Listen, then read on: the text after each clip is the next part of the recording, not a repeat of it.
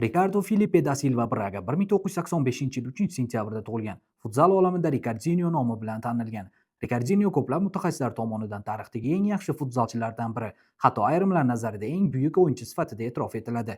Ricardinho O Magico sehrgar laqabi bilan mashhur. Menimcha, negaligini tushundingiz. U Futsal Planet talqiniga ko'ra 6 marta dunyoning eng yaxshi o'yinchisi deb topilgan. E'tiborlisi, u bu mukofotni 2014-yildan 2018-yilgacha ketma-ket 5 marta qo'lga kiritgan yagona o'yinchi va uni olgan ilk portugaliyalik hisoblanadi.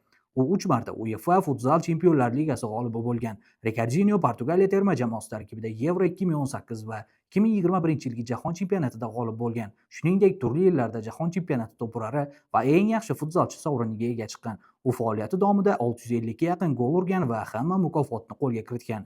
Biroq men uchun futzalda undan ham zo'rroq o'yinchi bor. Faqat bu haqda keyingi videoda.